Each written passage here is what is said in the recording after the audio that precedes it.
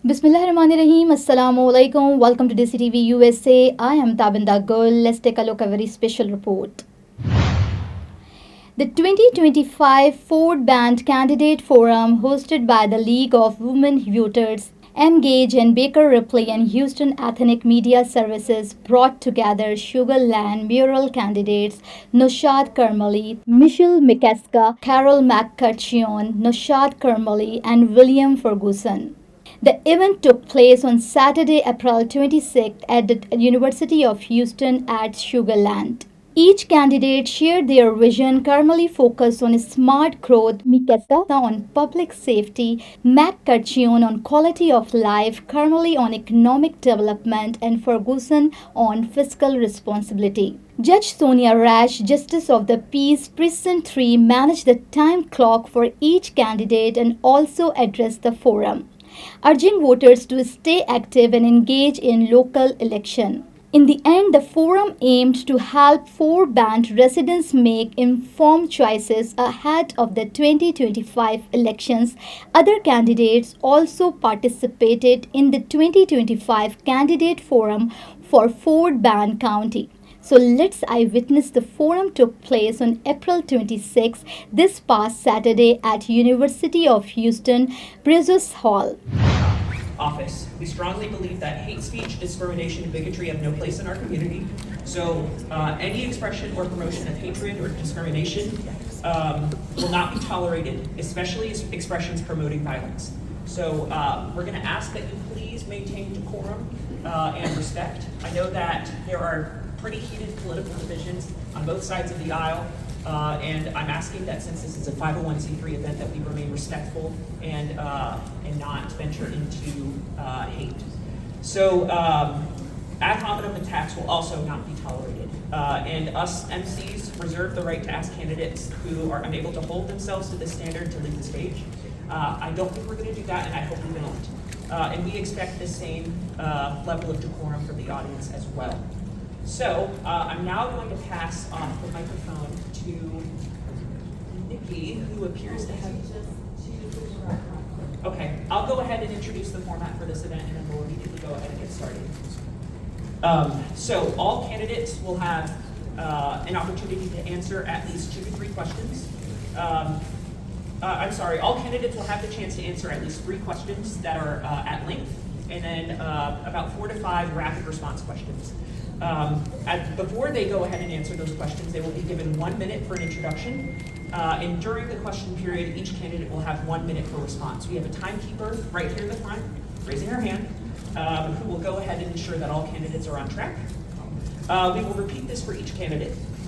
Questions will include traditional questions as well as the rapid response. After we conclude questions, the candidates will be given 1 minute for a closing statement. At the end of the scheduled program, the floor will be open for non-RSVP candidates, 2026 candidates, and additional audience Q&A. So, at this time, I am going to ask that the candidates for Fort Bend ISD Position 3, Afshi Sharania and Rick Garcia, join us on the stage. Hi, my name is Afshi Sharania, and I live in Fort Bend ISD. I've lived here for about 35 years. I am a product here of Fort Bend ISD, went to local high school, Clements, and I have a son here who goes to Sertasha Middle School. I've been volunteering in this community for over 35 years, which is when I landed here. I'm a graduate of the University of Texas at Austin with a bachelor's in business and a master's in business from the University of Houston. I've been in business since I was 20 years old and been volunteering here since when I came back. I have extensive experience, over 15 years in the vocational education space, working with community members, and that's because education is something that's been very important to my family. My dad's one of 10 kids, the only one who was able to get an education. He's a medical doctor, a surgeon, a lawyer, and he went on to then do his master's. And he's a lifelong learner, which is what he's kind of given to us. So thank you, I'm grateful to be here, and thank you to Engage for their endorsement. I really appreciate it. Hello, my name is Rick Garcia. I am on the school board, incumbent, current board vice president, and it's a pleasure and honor to be here. I've been on the school board for 3 years. I've been active and involved in Fort Bend ISD continuously since my son's was in kindergarten.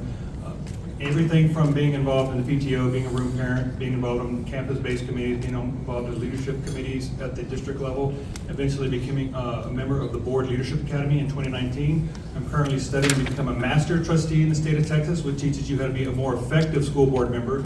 And I'm working really hard for the community. We're doing a lot of really good things. My goal is to make sure we're producing lifelong learners, making sure that our children are productive beyond high school. And so the biggest things for us right now is to removing the needle. We're finally making good progress, and we're finally seeing positive change in Fort Bend ISD, and I'm proud to be a part of it. Now is not the time for a change, and I had told our administration that I would work with him, work very hard, and we're doing really good things right now. So thank you so much for your time. Thank you. Just real quick before we go into the next question, I want to clarify that Engage is a sister organization of an organization called Engage Action, and that is the org that endorsed her. It's a separate legal entity, and that's not something the staff are involved in. So I want to clarify that. Thank you. Thank you, Nikki. So we're going to jump right into the 1-minute questions. So starting with Offsheet, what do you see as the most important factor in improving student achievement in Fort Bend ISD? I think we need to go back to the academics. We need to focus on the education. We need to let the teachers teach. There's been a lot of burden that's been put onto the teachers in terms of doing administrative tasks. And I think that has taken away from the teaching itself. We need to go back to those basics and focus on that. We need to provide support to the teachers in the classroom. And we need to go ahead and make sure that our programs are expanded and they are really in all of the schools that we have, in all the schools that should be having the programs versus just in certain schools. Thank you. Same question? So what we need to do is we need to get back to what we started doing is we switched to phonics. So the challenge we've been having with reading and our students are not reading at grade level is because several years ago the district had switched from phonics to not phonics. And phonics is really the most fundamental thing that we need to do to get children reading. We need to introduce more pre-K opportunities. And I will correct Ms. Tarani and say that we're adding more administrative tasks to our teachers. That's not true. We actually have less administrative tasks with our teachers. We were in danger of being taken over by the state for being non-compliant in special ed for several years in a row. We added staff to help that burden because a lot of teachers were having to pick up a lot of that burden. And so we've been working very hard. What we couldn't do in the 4 years prior that we got here before Dr. Smith, he was able to correct that problem in just 6 months. So a lot of the things that we're saying that we're doing that we need to do, we're already doing them. We've got a brand new superintendent. He knows what needs to get done. From my standpoint on the leadership team, I know what needs to be done, and that's what we're doing right now. So thank you so much. Thank you so much, Trustee. Our second question comes from one of our partner organizations, Texas Student Union, which is a student organization based here in Fort Bend ISD. They ask, are you supportive or unsupportive of adopting the Bluebonnet education curriculum and why?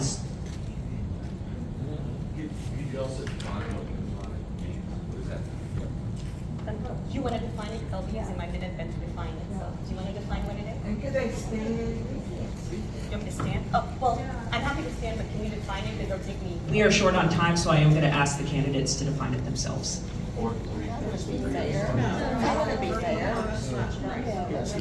Okay, Garcia can go first if he wants.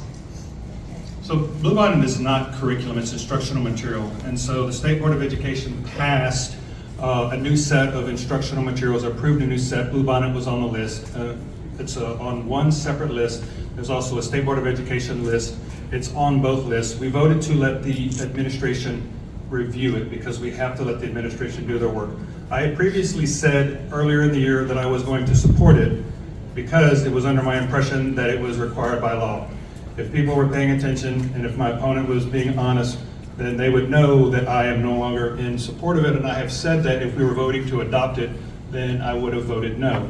I was recently on several programs that said, would you support it? And I said, well, if the community doesn't want it, then I don't want it. I've said many things that I've had a lot of concerns about it. The biggest thing is obviously very controversial.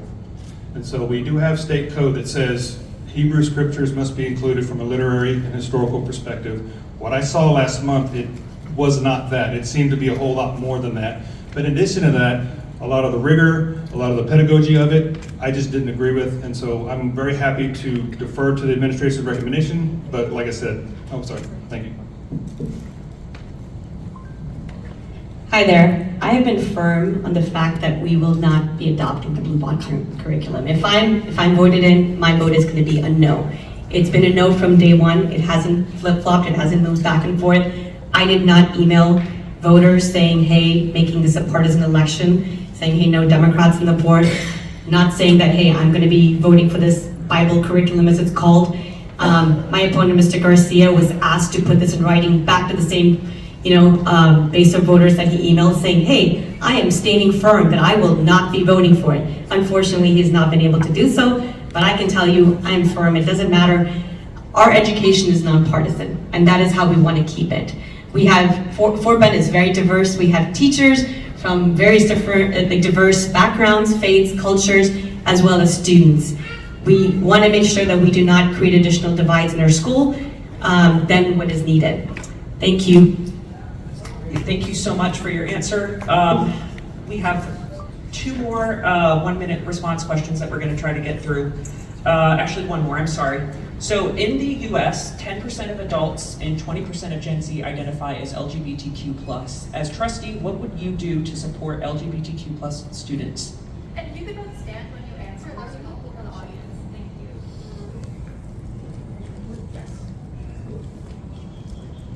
Can you repeat the question, sorry? In the US, 10% of adults and 20% of Gen Z identify as LGBTQ+. As trustee, what will you do to support LGBTQ+ students? First of all, I would make sure that the policy that was passed by the board, that was voted in, that my opponent voted for, I would make sure that we go ahead and reverse that. Because what that policy is doing is it is actually asking teachers to police genders for our students, okay? That is not needed. That is an administrative task that we're adding onto the teachers. Teachers are not in this profession because we're paying them $100,000 or anything like that, which we should. They're in this profession because they care about the kids, they care about the teaching piece of it, and what we're doing is we're limiting them from what they need to be doing, which is educating our children. That is not something we need to make a burden on top of them. It's not incumbent. If there's other reasons that we need to put this policy in place, let's divide it up, but let's not, this is a small sliver of students, and the minute we start putting these kind of policies in place, we're going to start making these students a target. And there's already bullying in our schools. We need to address the bullying that currently happens in our schools and address that, not add or create additional reasons for that. Thank you. So I'll correct my opponent once again. This is not going to create an additional burden. And this is not an anti-LGBTQ policy. This is a parents' rights policy. Parents have a right to know what's going on with their child, what their child's saying. I'm a father, I have kids, and I don't appreciate the fact that they're saying it's being political. The people that are saying it's being political, they're the ones politicizing it. And it is not true. So what happens at home if my son decides they want to identify as, or they want to use pronouns, and I don't know about it, and they're going through something, they're having issues, they're having mental struggles, and then my child goes and commits suicide. Then where is the parent left with the school? And when the school is keeping secrets, when my opponent is sending out text messages saying, I'm all for transparency, but the first thing I want to do is I want to reverse a policy where we're keeping secrets from the parents. We don't keep secrets in Fort Bend ISD. We embrace culture, we embrace diversity. Our high schools have LGBTQ clubs. We support that, I support that. We support freedom of speech, we support freedom of expression, and the policy has nothing to do with that. So I just wanted to make that clear, thank you. All right, so we are going to go through 4 rapid response questions. I'm going to ask for a single word response to each of these. First one is, do you currently or have you ever had children attending Fort Bend ISD schools, yes or no? Yes, currently. Yes, I have 2 boys. Okay. Our second question is from a partner organization, Texans Against Gerrymandering. When it comes to school board elections, do you support the current system of at-large trustee elections, or would you support a new system where trustees are elected from single-member districts? I would leave it at large or move it to instant rank voting. My choice is instant rank voting. But if that's not an option, it's majority, yes, the way it is. Okay. I like the way it is right now. The way it works thank for you. us works very well. All right. Third question is, should school start times be adjusted for middle and high school students, yes or no? No. That is a big discussion in the community. We're always looking at what the community says, the input that they're providing, and what the SHAC's School Health Advisory Council looks at. And so I know my kids will love it. They get to sleep in a little bit later, but we're always open. So. Thank you. And our final question is from Fort Bend Voters League. Do you support the current policy of removing and reviewing books from schools? Yes or no? I do not. I think we need to have... One word response, please. No. We follow state law. We follow what the law tells us to do. Yes or no? Okay. That's not what the law says. So repeat the question. Do you support the current district policy of removing and reviewing books from schools? District policy. I support it. I voted for it. Okay. All right. Thank you so much to our Fort Bend ISD Position 3 candidates. Oh, yes. We're going to have closing statements, and then we will move on to the next segment. 1 minute for each. Oh, sorry.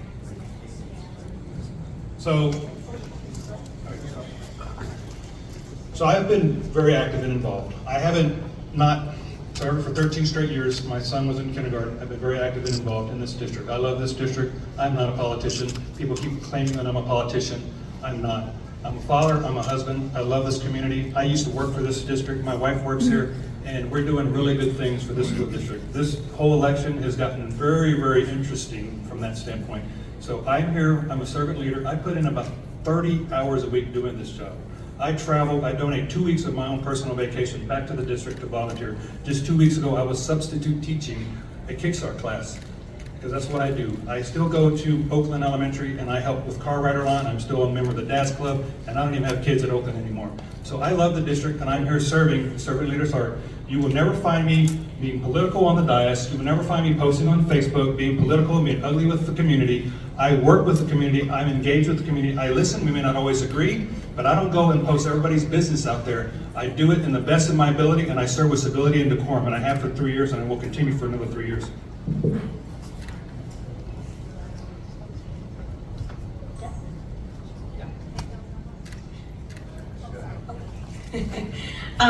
So I will tell you that this is a different district from when I went to school here 35 years ago. It's definitely a different district 6 years ago as well, right? It's evolved. When 6 years ago we had 3 schools that were overcrowded. Today we've got 6 plus schools overcrowded. We continue to have schools that are under capacity. This is hitting our bottom line, by the way. When we continue to have schools that are under capacity, that we're having to pay because state's only paying us per child that goes in those schools, that affects our bottom line. We need to be more fiscally responsible and fiscally accountable to the community. As you've been aware, I mean, we've had a bond shortfall, a deficit, 168 million. This community trusted the board to pass a bond and do the things that were on the bond.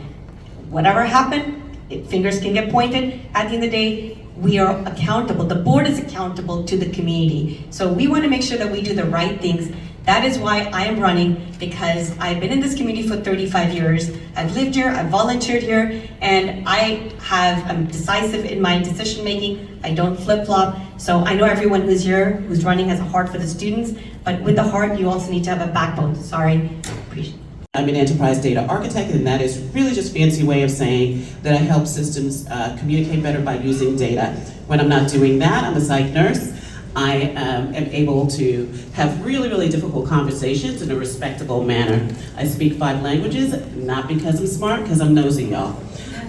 While on the board, I pushed for community engagement and innovative programs and brought things like early literacy, early college, high school, piano tech. Do I get a little bit? Oh, she did? I'm sorry. Thank you. So much more. Thank you for those intros. Our first question is, again, what do you see as the most important factor in improving student achievement in Fort Bend ISD? And we'll start with Allison. So there are quite a few things that, I'm sorry, repeat the question again, I'm sorry.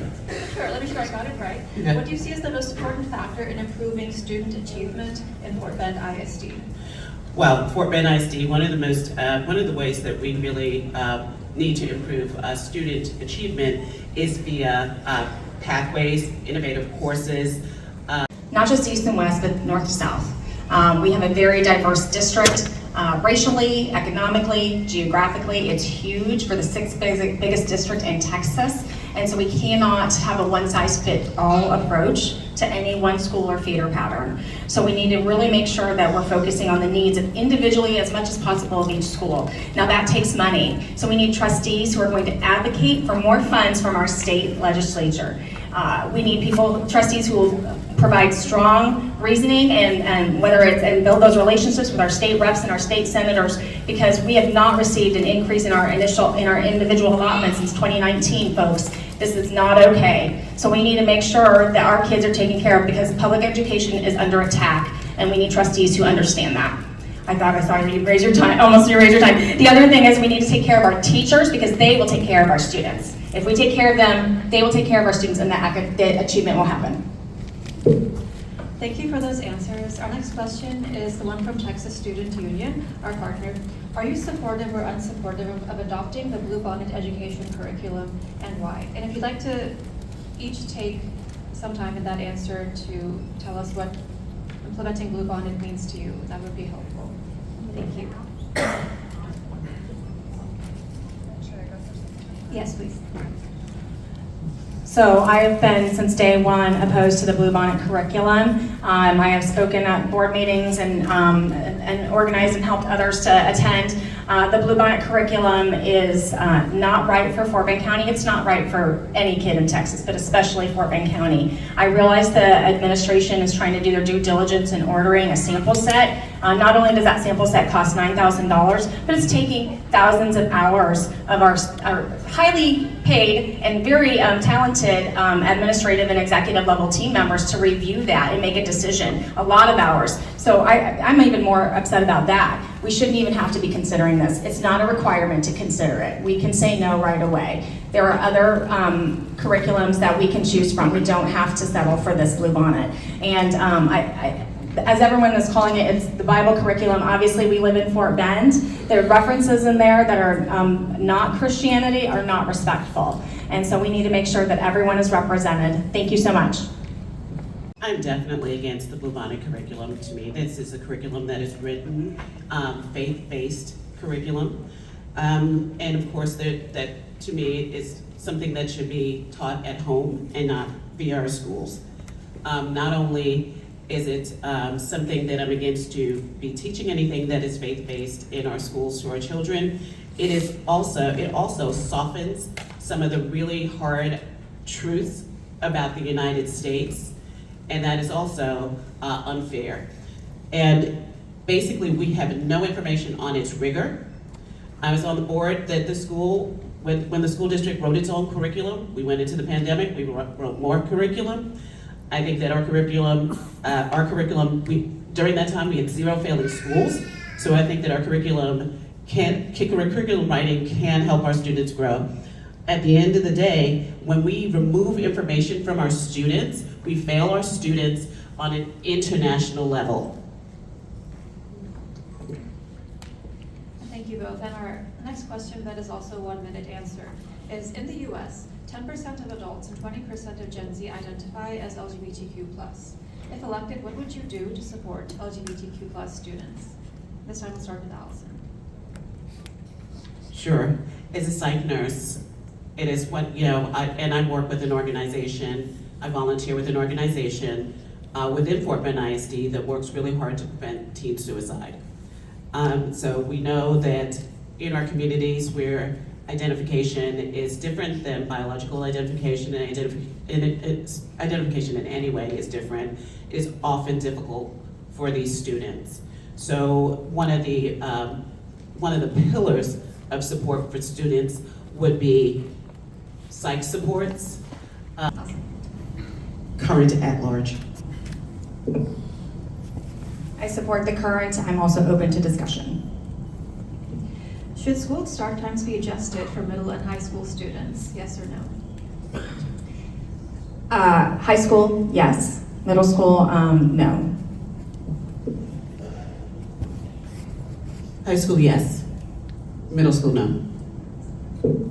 And last, from the Fort Bend Voters League, do you support the current policy of removing and reviewing books from schools commonly known as book bans? Yes or no? No. Do we support the book bans? Or the policy is looking about it. Yes. No. Great, that concludes our questions. I'll hand off to you for the conclusions. Sorry, 1 minute conclusions. I would love to. So this is a really important seat, y'all, because there will be a new board member in this seat. And with the current trajectory of Fort Bend ISD, you need someone with experience, integrity, and someone that rolls up their sleeves and takes action. I work in our Fort Bend ISD communities with our students. I work with underprivileged kids in Fort Bend ISD. I sit on the board to help students with needs.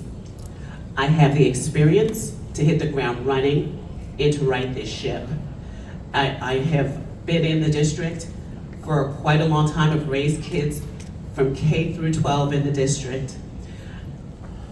What our ISD needs currently is to refocus on our students, take the politics out of the boardroom, focus on our staff. Vouchers are coming, y'all. You need somebody at the state level. I was selected to be able to represent us.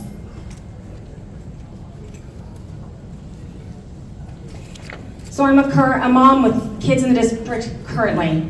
I have been on the front lines fighting for rights for our kids since 2019, since my kids entered the district. I have my finger on the pulse of the community. If you want someone who is actively engaged and currently with the different schools and the school district, I'm the person for you. Additionally, some candidates and folks who care about Fort Bend ISD, they volunteer from time to time, but I really live it. Every night I'm home with my kids, trying to help them with their homework, going to the events. I live Fort Bend ISD every day, and I don't have a conflict of interest for someone who's someone in my family that works for the school district. I actually just care about Fort Bend ISD because I want a stronger community for all of us. The swath of Missouri City and Sugar Land in the middle, not Harvest Green, not Sienna, we're going through some changes, y'all. And we need people who are willing to make sure we're stepping up so the whole community stays strong. Thank you both so much. That was Allison Drew and Angie Orzbicki for Fort Bend ISD positions. I'll read it off while you get your timer situation going. So our first question is, how will you support small businesses and local entrepreneurs as mayor? Yes, this is a really big need in Sugar Land. So in particular, one of the things that is inhibiting small business growth is the high cost of rent. So we need to work in bringing tenants and their landlords together to the negotiating table to really bring down the rent. Otherwise, we're going to keep losing small businesses. If you look at City Center, the shops that are there, they don't stay there. They can't stay there because the rent is too expensive. So we need to address that. I'm so sorry to interrupt, but I realized we totally skipped the introductions, so we're going to do that first. So if you want to go ahead and make your introduction, and then we'll go down the table and ask the question. Yes. Hey everyone, my name is Michelle Mikeska. I was born and raised in Sugar Land. I've lived here for 28 years. As soon as I got married, I knew that I wanted to come back to Sugar Land to raise my family here because it's a great place to live. So I've been married for 15 years. My son is 6 years old and currently attending Highlands Elementary School. So I was paying attention to those trustees. I'm very invested in Sugar Land. I'm rooted here in this community. I'm invested in its future because I'm a mom. Because I'm a mom of a kid who lives here, and I want him to have a strong future as well. This is personal for me. I don't have ties to land developers. I don't have a business. I am running as a people-first mayor. I'm running for you. So vote for me if you want someone who's going to stand up for the people of Sugar Land. Thank you. Good afternoon. My name is William Ferguson. I live here in Sugar Land. Obviously, I've been here for about 18, 19 years. I've been a police officer here in Fort Bend County for 33 years. I've stood on your front line to make sure you guys are safe, and I love doing it. With that said, since 2020, I've been on City Council as your citywide at-large one council member, and I love doing it. I love that our conservative values have shown up in the second lowest property tax rate in the state, the best police, fire, EMS, hands down in the state, and top 3% for our EMS in the nation. We are running your city very, very well. We will continue to do that. I've been with my wife since, 1984. We've been married 35 years, and I would like to continue serving you as your mayor. I'm William Ferguson. Thank you. Good afternoon. I'm Carol McCutcheon. I've served for 8 years on City Council, longer than any other current council member, and was Mayor Pro Tem from 2019 to 2020. I'm now running to be the next mayor of Sugar Land. My husband and I have been married for 37 years, and we've called Sugar Land home for 32 years. I want to keep Sugar Land as a welcoming place for people from all backgrounds to call home. I want to continue to work to keep Sugar Land moving forward. My top priority is public safety. I want to keep Sugar Land a safe place to live, work, and raise a family. Infrastructure maintenance is also very important. We passed a bond election so we can have the funds to keep our roads and sidewalks maintained. Also, redevelopment is a key issue, but I think it's important for that to be done in a way that's compatible with community values. And with my experience on council, I have much experience with dealing with emergencies, so I'm out of time. Good afternoon. It's a hot Saturday morning. I've been at the polls all morning. I apologize for that. Naushad Kermally. I am currently your city council member for Telfair, a new territory in River Park. I've been your city council member for the past 6 years. I'm in my third term. I've not had an opponent in my second and or third term, and now 5 people are running for my seat today because I'm giving my seat up, so imagine that. I love Sugar Land, and that's why I'm doing what I'm doing. I love to get back to our city. We're all gonna focus on safety. It is important that we all feel safe. We've got one of the finest police forces in the nation here in the city of Sugar Land. We're gonna focus on development. With less than 4% of land left, we're gonna make sure we develop it. I do have a real estate background. I don't have ties to real estate in the city of Sugar Land within the development community. What I do have is experience to develop and find the right developers to come in and develop this city. I'm a registered nurse by profession. I've done that for 10 years, and I became an entrepreneur. After I,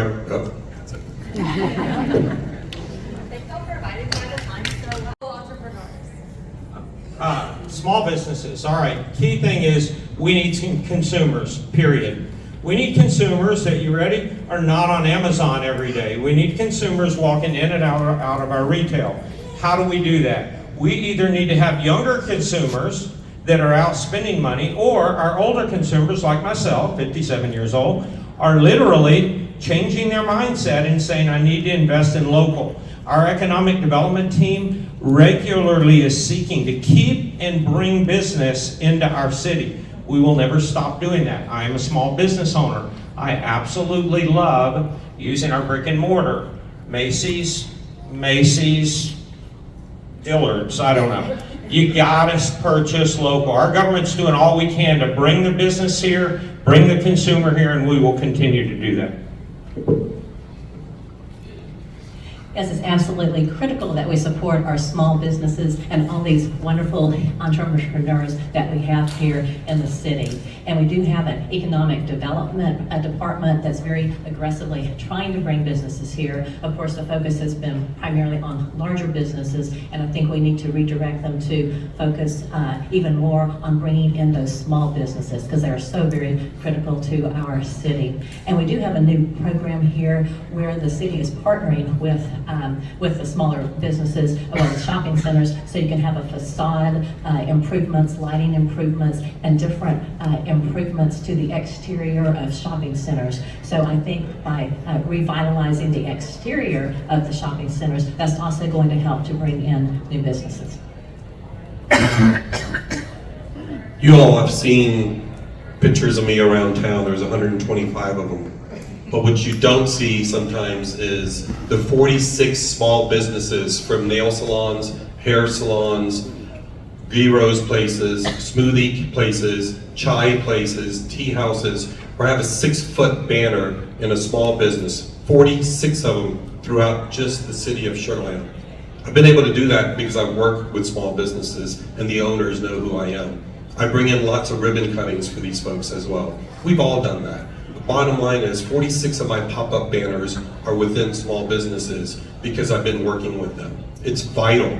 They put in their entire 401k to open up their business. It's important that we give back to them. 2019, when Sugar Land Town Center was empty when I got in, it's BB Italia is now there, State Fair is now there, Sweet Paris is now there. It is not 50% empty like I said earlier. It's thriving and it's going to continue to thrive and we'll do it more. Question with a 1 minute response time is from another audience member. Can y'all still hear me? Yes. Fantastic. What steps will you take to make the city more climate resilient, especially in light of Hurricane Beryl and recent power outages? I think for this one, let's maybe start with Councilmember Kermally and then.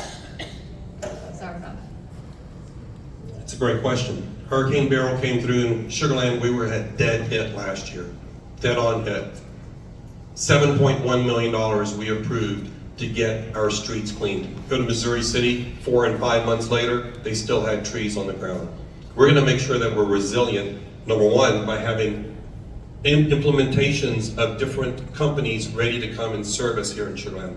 I have contacts with CenterPoint Energy. I make sure that they are doing what they're doing. After Beryl, they're doing much better. Resiliency is important. We also passed a $350 million bond so we can make sure that flooding is not going to happen inside your home within the streets of Sugar Land. We're going to make sure that drainage is very important. We can't control Mother Nature, but we can definitely be prepared for Mother Nature. Repeat the question. Oh, sure. What would they do to make the city more climate resilient, especially in light of events like Hurricane Beryl and recent power outages? Okay, yes, well, in 2019, we passed a bond election for $48 million of drainage projects because we had homes that flooded during Hurricane Harvey. We also had other homes that flooded during the May 2019 rain event, and unfortunately, some homes flooded in both circumstances. In the November 2024 bond election, we have another $35 million for drainage projects to further keep homes from flooding. We have $42 million between the city and Fort Bend County to prevent Brazos River erosion. During Hurricane Harvey, we lost 200 feet from Memorial Park. So that's a really great program that we partnered with about 20 different governmental agencies to get that funding. And again, we have emergency operations in place after, like I said, Hurricane Beryl and other storms, so we can go in and get the debris cleaned out and get the roads open again. And we're truly the best in the state on that, I think.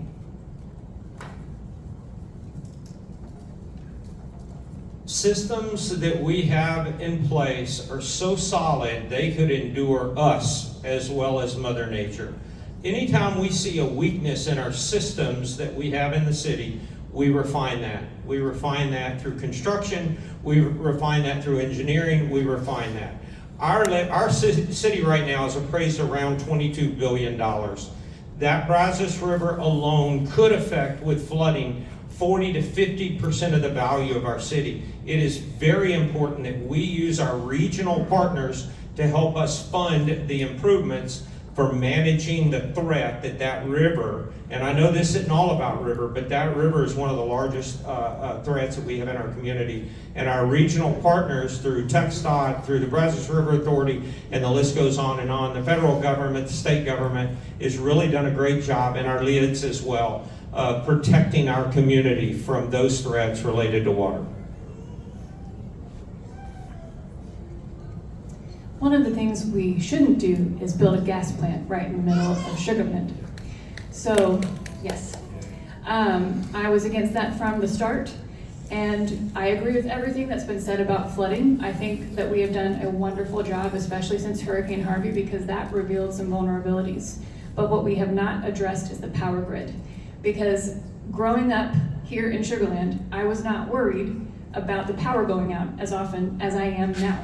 This is a real problem, and ERCOT is undependable and unreliable.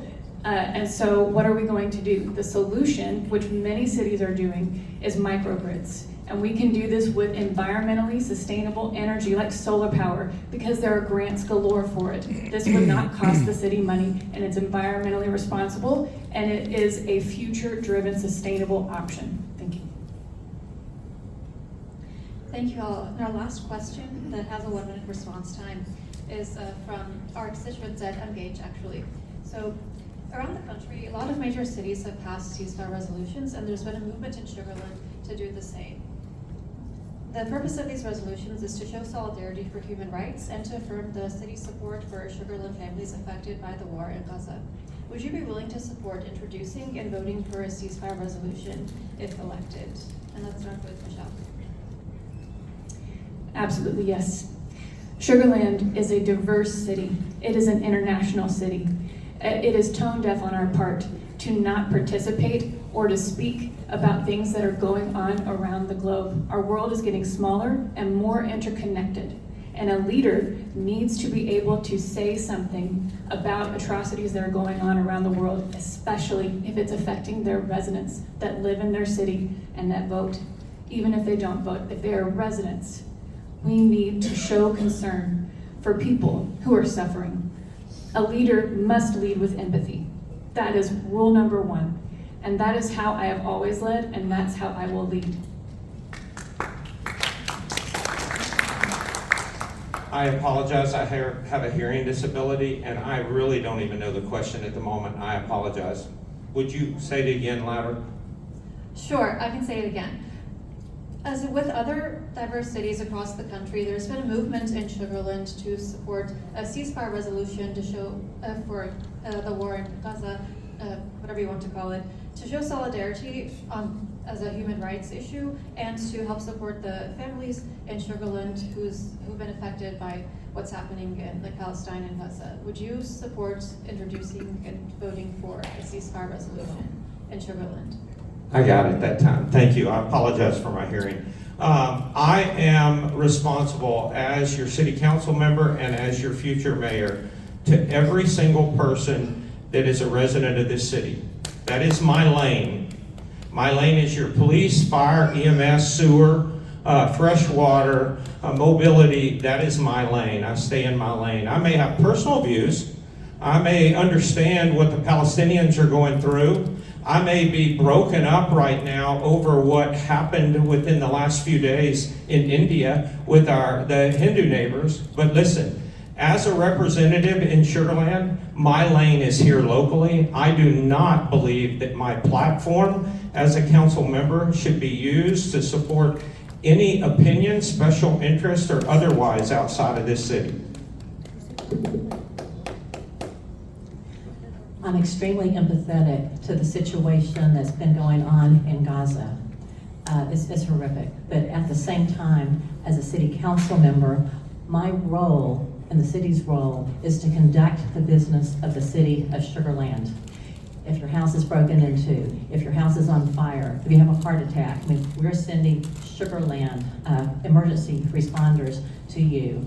We don't have any control over international affairs.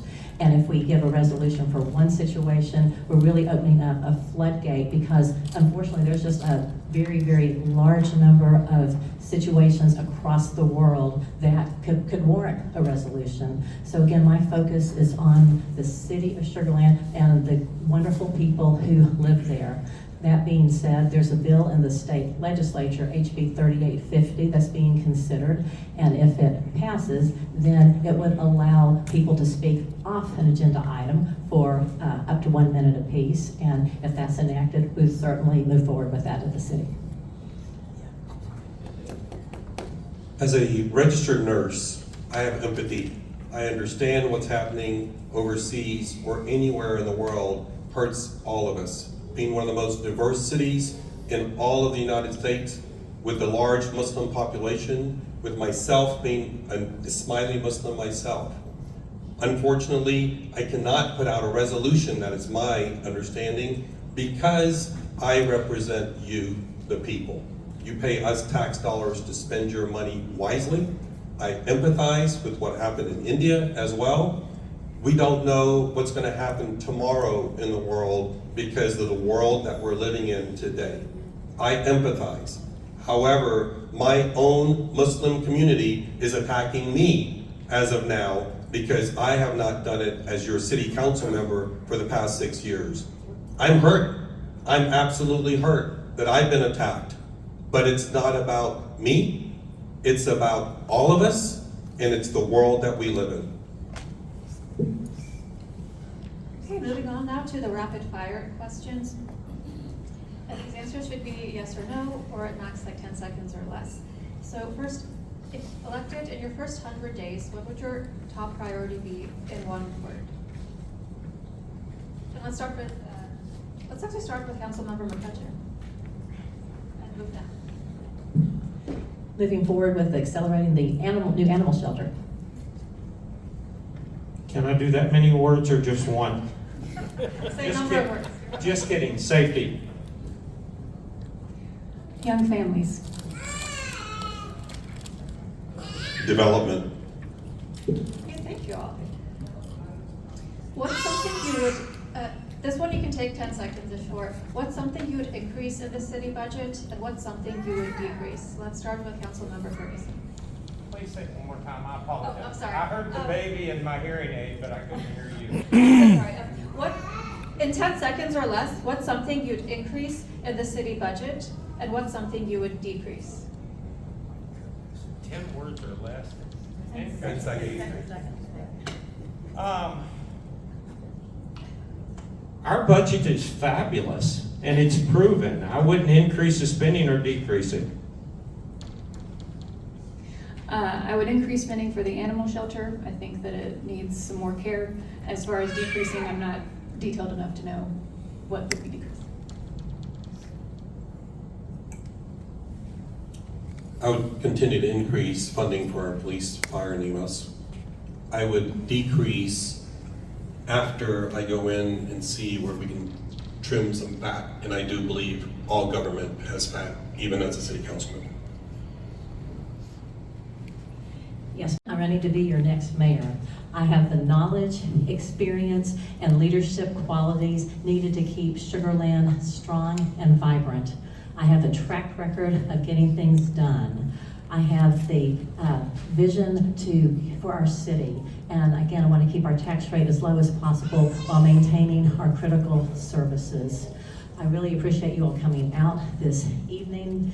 And so anyway, I said I am 6 on the ballot, that I hope to be number 1 in your hearts, and early voting is going on today till 5 and then through Tuesday, and then election day is on May 3rd. So really appreciate your vote and support so together we can create an even brighter future for our city. Thank you. I'm William Ferguson. I'm running to be your mayor of Sugar Land. With me, you will continue to receive safety as your top priority. You will continue to receive development, economic development, redevelopment as my second priority. And the third thing is I want to put the city back together emotionally after this election.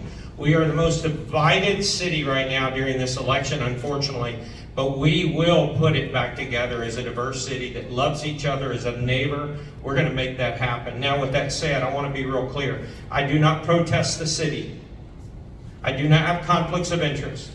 And I will be willing to make the very tough decisions that I've made historically. I will listen to you, just like I did Tuesday when I voted against an issue of a lack of transparency in our community. I will hear you. Thank you.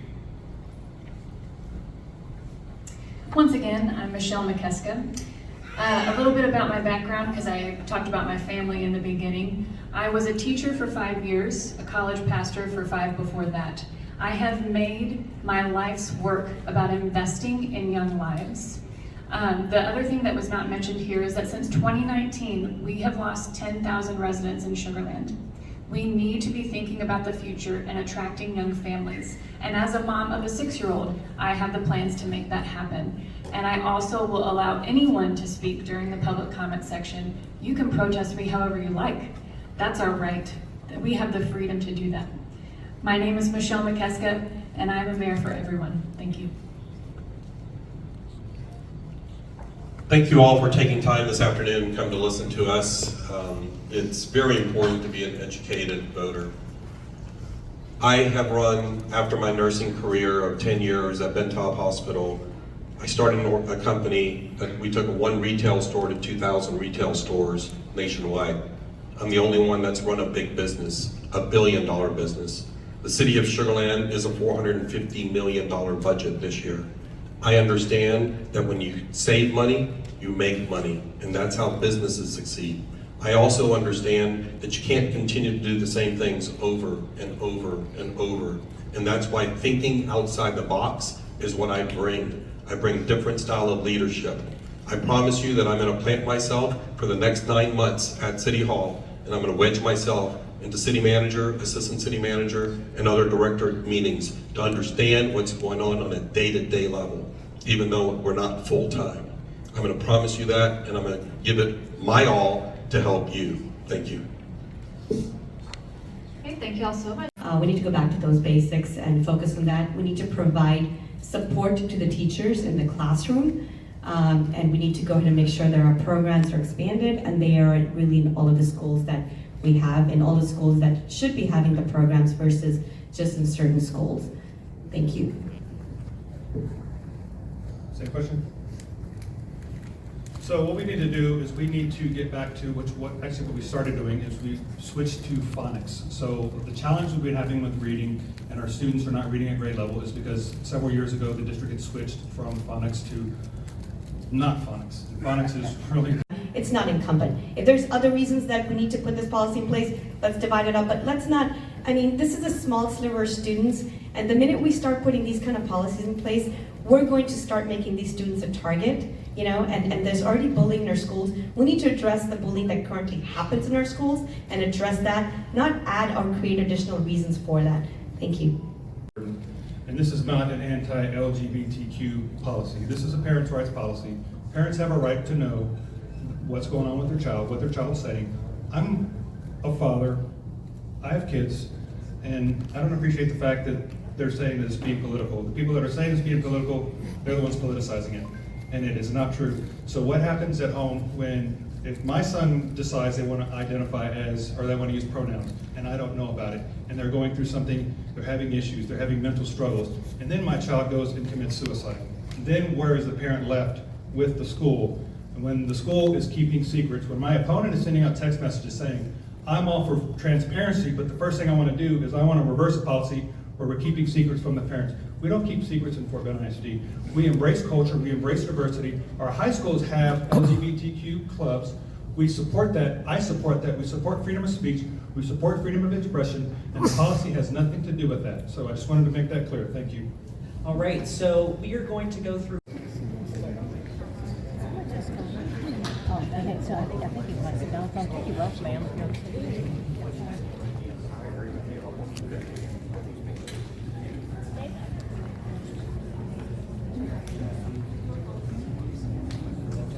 Okay, all the candidates for Fort Bend ISD position 7 on the Board of Trustees up at the dais.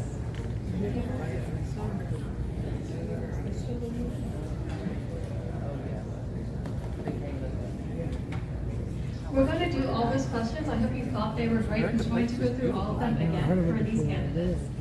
So we're going to start off again with our intro statements, 1 minute each, please. Angie, why don't you start, please?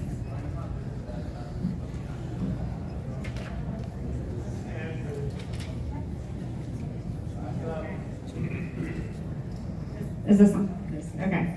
Hi, I'm Angie Weir-Spicky. I am a 15-year resident of Fort Bend in Missouri City. I have 2 kids that currently attend a Fort Bend ISD school. I've been an active resident first in Missouri City, then as my kids entered the school district in 2019, I got really involved in Fort Bend ISD. I've served on numerous nonprofit.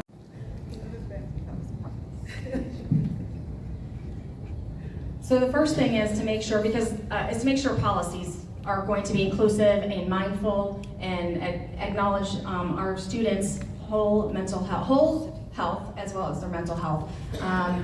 That's one of the biggest things the board does is policies. So that is the major way the board can affect this is through policies. Recently, we had a policy inaccurately titled Parental Rights and Responsibilities that was approved. It is effectively a gender policy, and I stood up against that as well. And I will work towards reversing that or modifying that in the way that we need to. The state of Texas doesn't even require it yet, y'all. So we need to make sure that we are taking care of our. To help us out as an economy, you look around, there's over 40% of commercial office space for lease.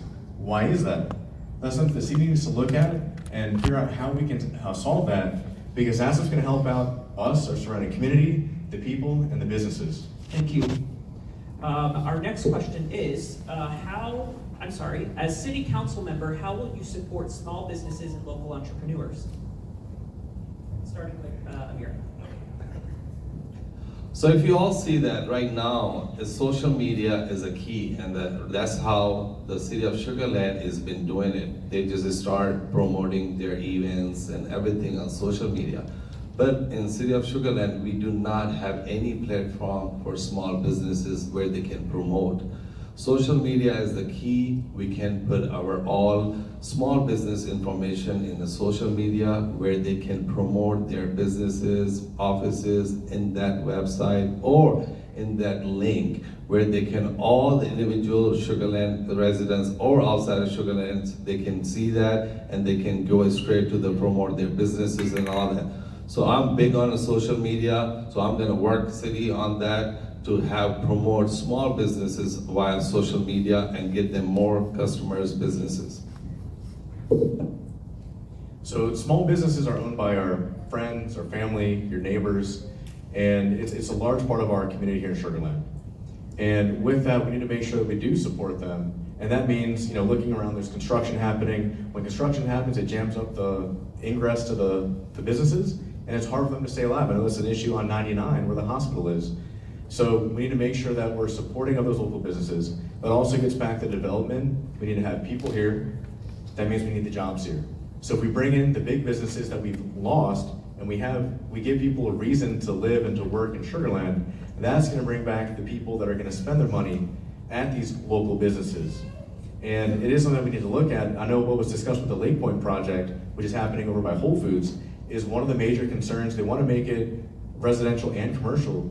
But the reason the developer pushed back on commercial is they say, look, Lake Point is not really surviving as it currently stands. There's a lot of retail that's open.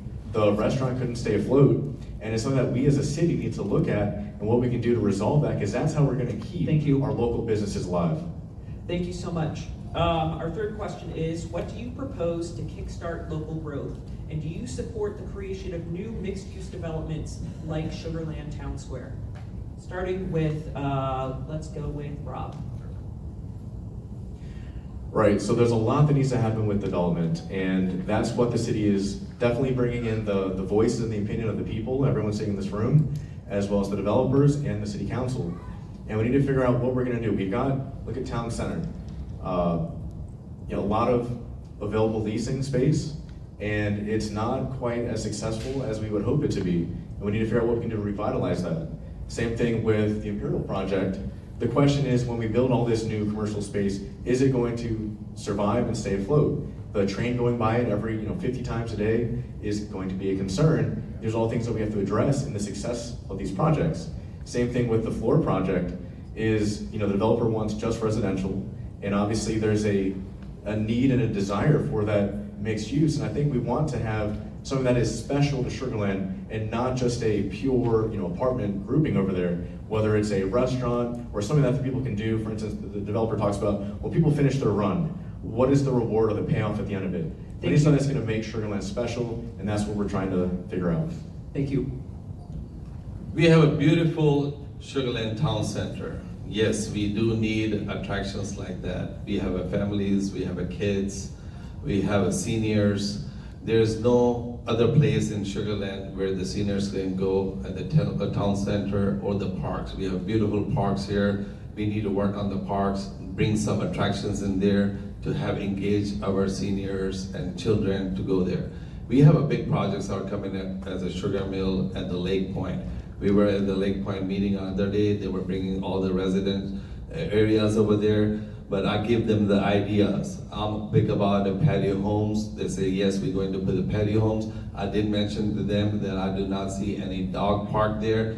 There's a good point, we need to put a dog park there. We have a beautiful lake over there. I told them, what are you gonna do about this lake? You're a developer, you're spending so much money. We want you to have something in that lake. A lot of people doesn't know about this Lake Point Lake there. There's a lot of people go and do the walk. I want to have something, attraction in the lake, and hopefully we're gonna have a beautiful attraction in the lake. Thank you. So we are going to move on to our rapid fire questions. What is one word people would use to describe your leadership style, starting with Rob? Thoughtful. Trustworthy. All right, bike lanes, yes or no? Yes. Sure. Yes. New modes of transit or transportation, yes or no? Yep. Sure, yes. New mixed-use development, yes or no? In the right manner, yes. Yes, we do need it. And new apartment buildings, yes or no? Again, in the right manner, yes. We don't want to make it Houston. We want to have it where it needs to be. Okay, thank you. So we are now going to conclude with 1 minute closing statements, beginning with Amir. Again, my name is Amir. I have over 14-year experience working with the homeowners of Sugar Land. Been serving the Sugar Land residents for many, many years. I understand what their needs are. I understand where they're coming from and what the Sugar Lands needed. I'm the person has a real estate background.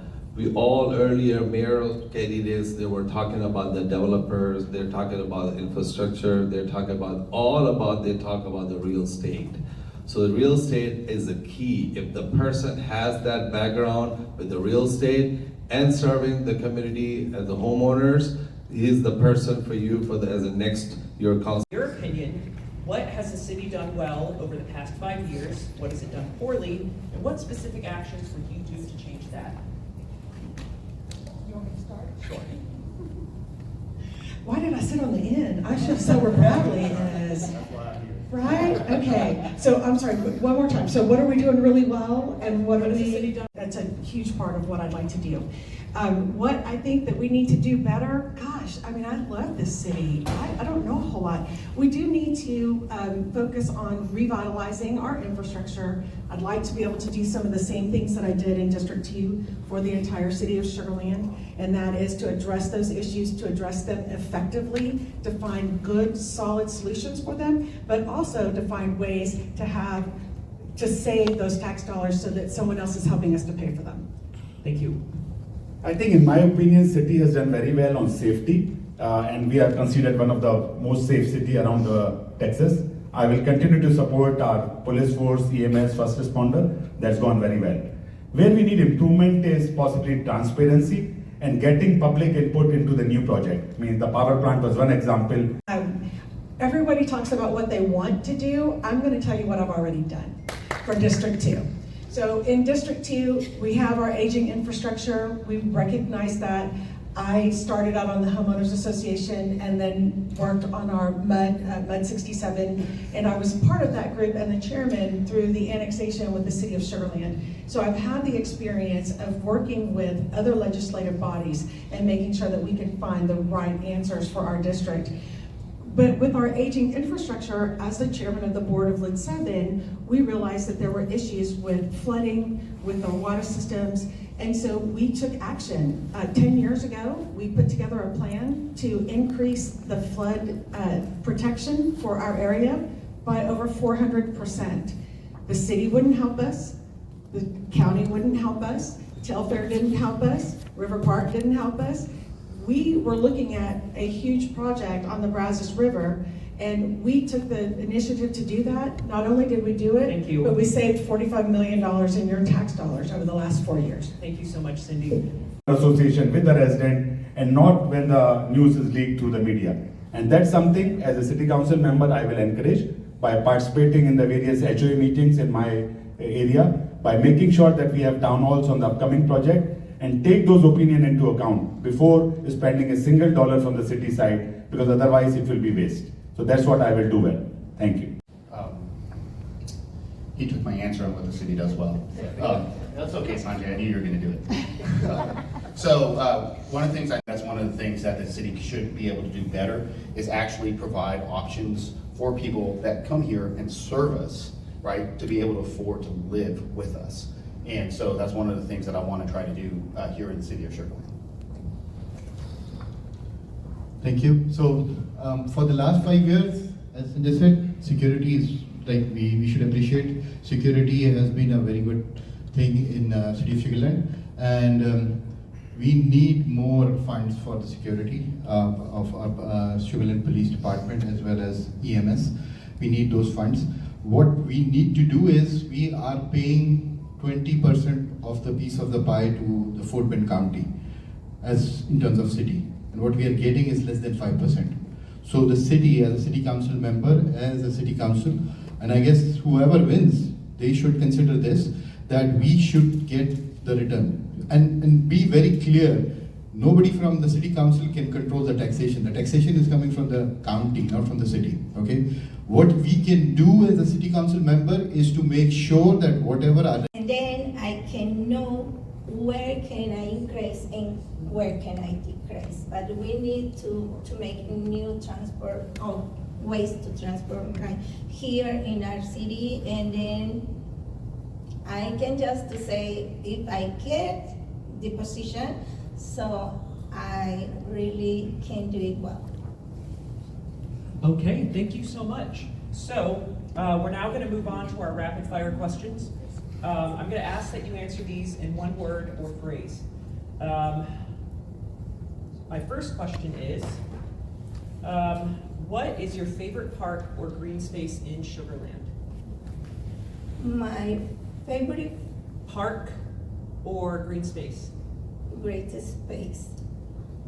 The mall. Okay. That's my daughter's favorite space. Cullen Park. Memorial Park. I go to Oyster Creek Park. It is lovely.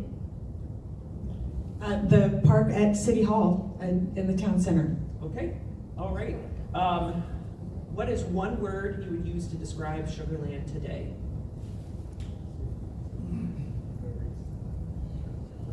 I guess me, I'm thinking. Yes, Sorry. that's okay. One word to describe Sugar Land today? Yes. Dynamic. Okay.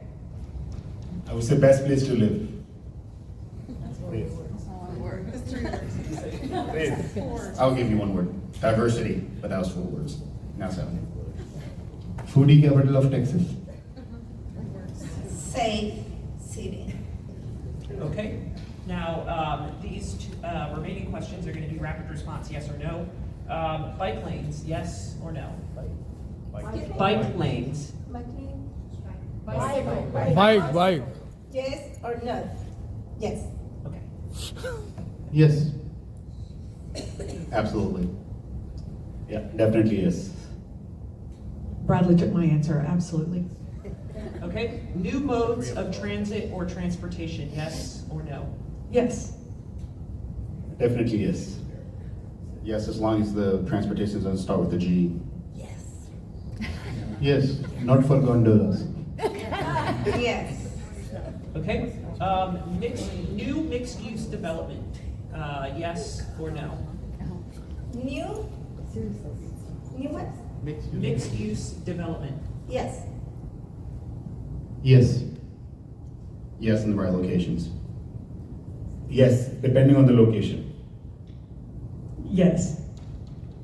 Okay. And lastly, new apartment buildings, yes or no?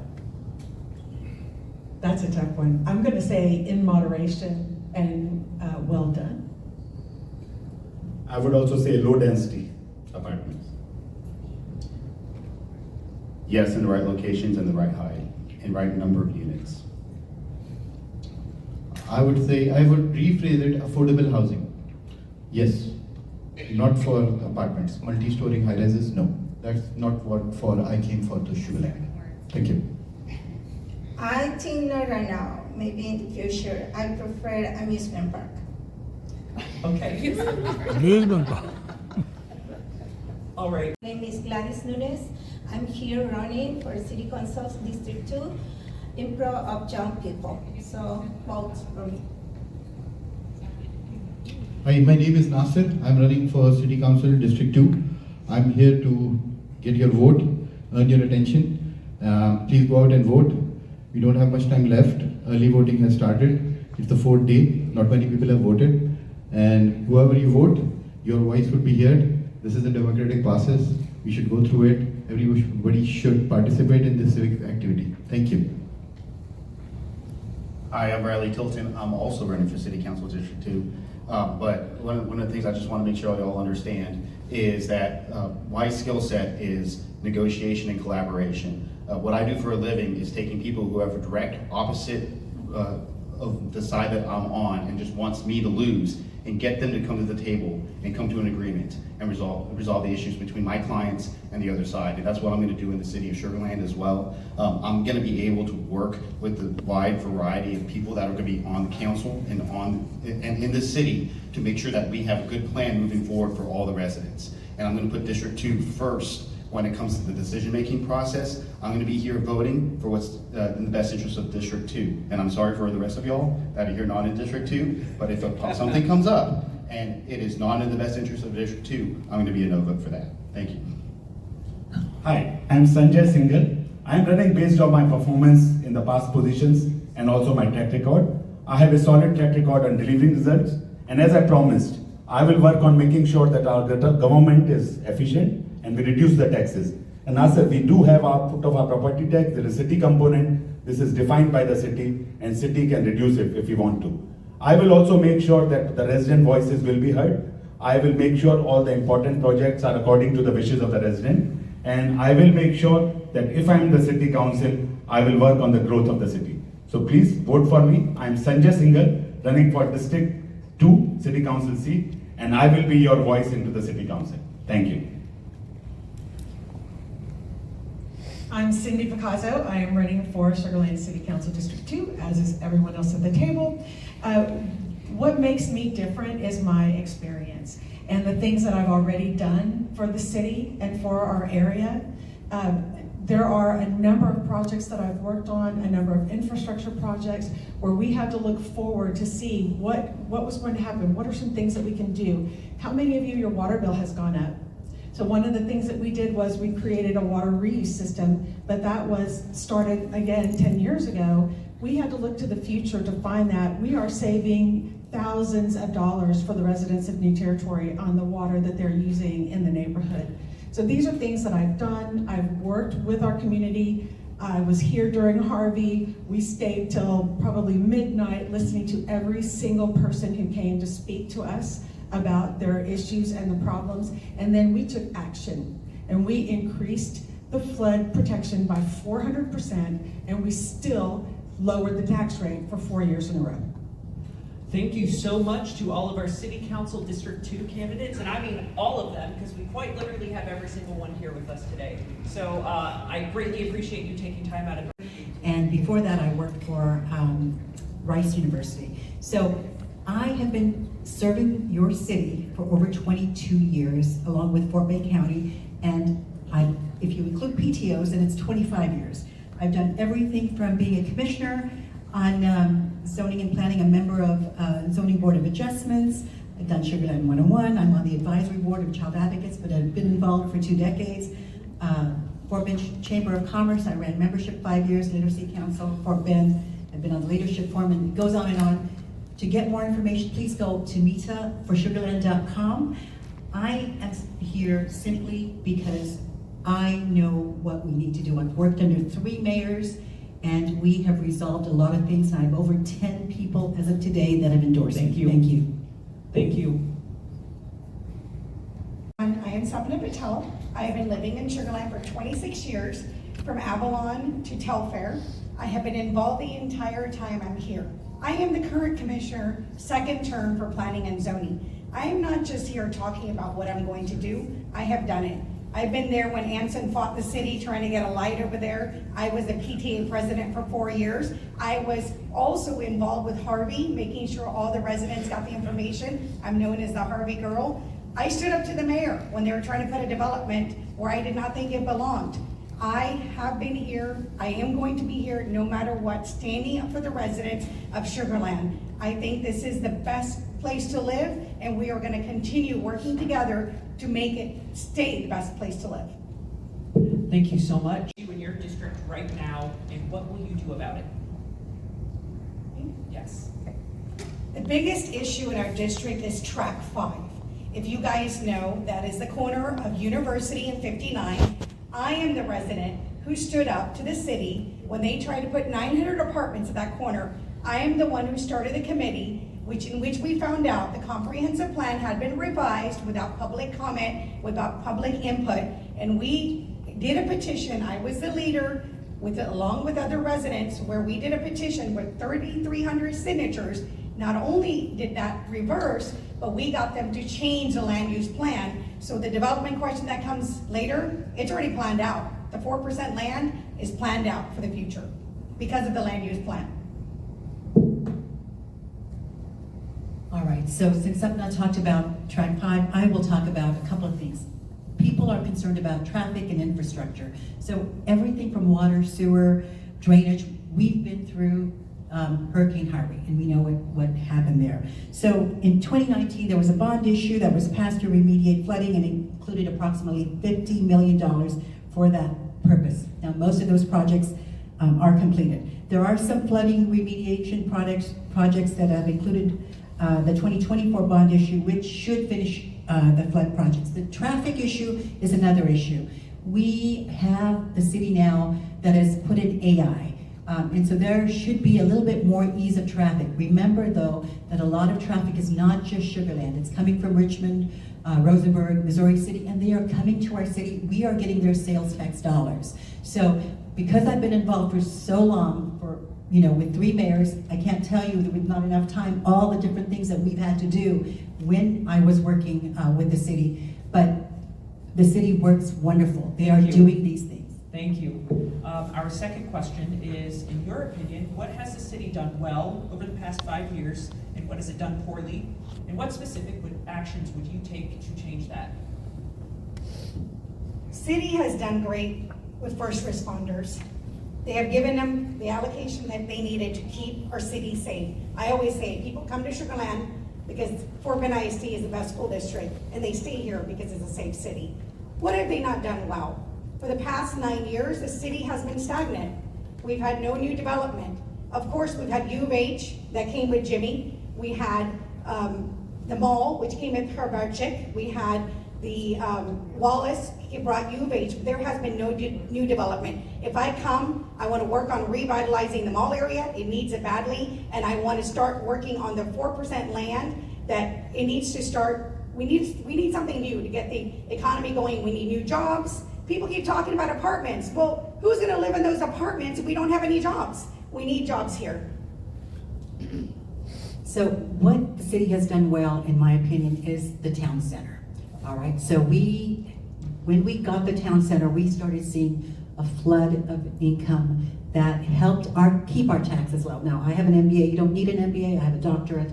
But I will make sure that every dollar we spend of your tax money is spent appropriately.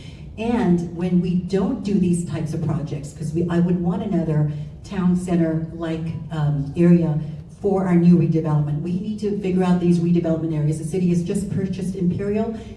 It's been not doing anything for us for 20 years. If we had developed it, because I really want young professionals to move here, I want jobs for them, I want to work with businesses. We lost Coca-Cola, we lost Nalco, we gained MD Anderson, and because I'm a professor, I would hope UH Sugar Land would expand to a medical school and a business school. I look out for businesses. I come from a family of big business, and I have that background. Of course, I have the education for it, and that is what I will advocate for, along with great schools and young families. Thank you. So we're now going to move into the rapid fire responses.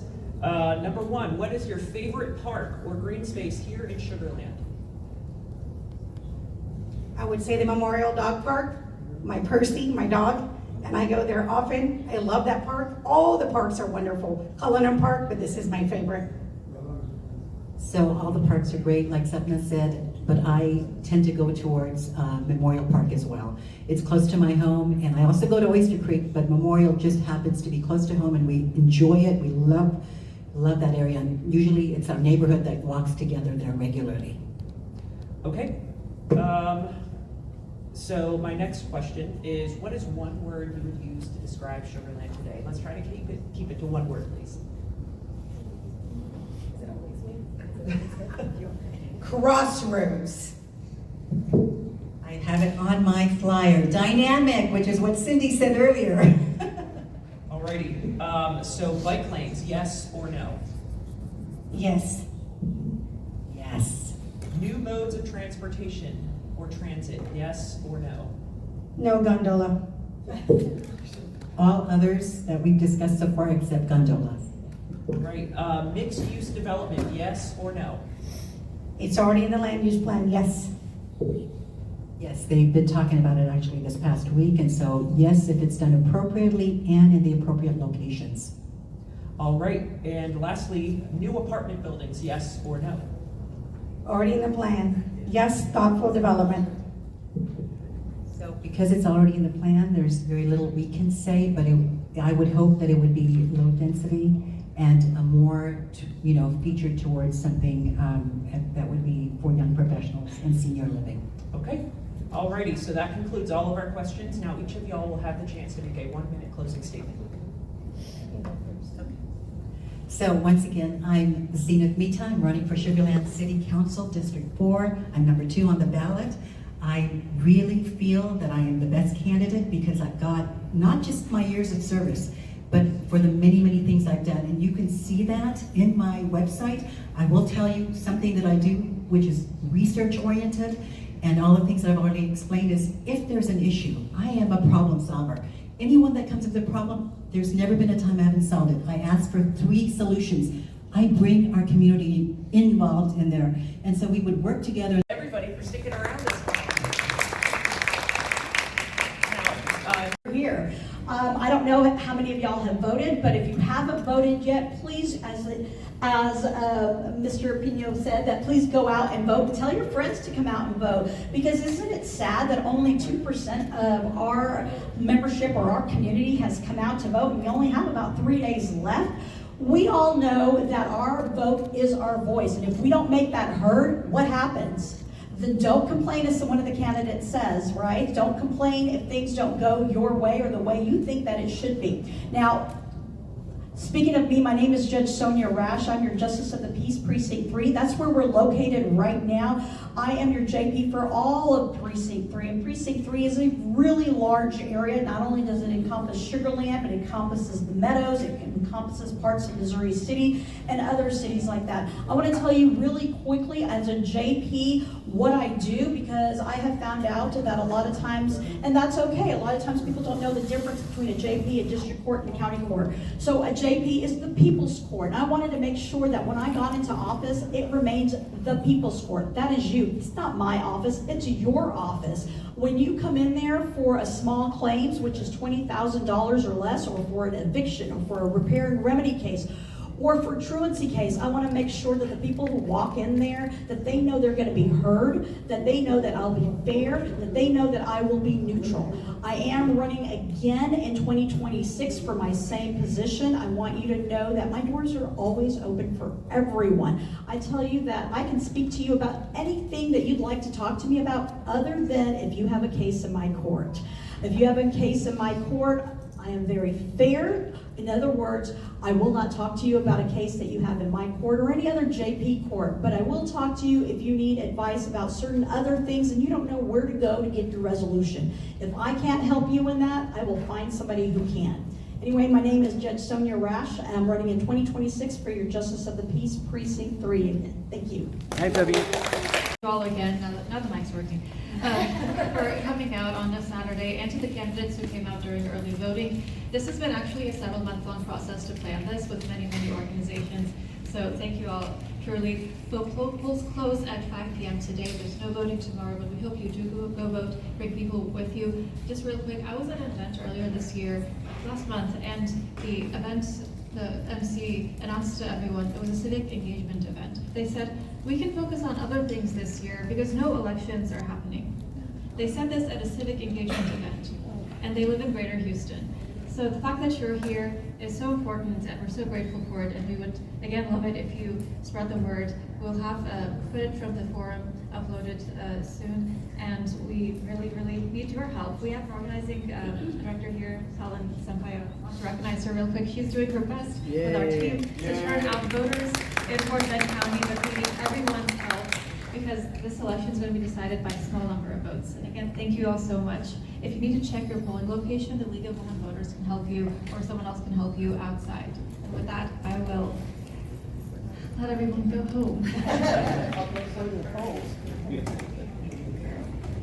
So thank you for watching and thank you for supporting. This is me, Taminda, signing off. Stay tuned for more news, DCTV USA, DTVNN and our OTT platform, DTV Flex, where you can access to over 3,000 channels. So stay tuned and stay with us. Neurological care is a pressing healthcare challenge in Pakistan. That's why Helping Hand USA is building Kind R, a world-class hospital with 130 plus clinics that is set to establish new standards for neurological care in Pakistan. As the first phase nears completion, anticipation is growing for the launch in the second half of 2025. Give zakat and sadaqah through Helping Hand USA today and join this historic endeavor to redefine future healthcare in Pakistan.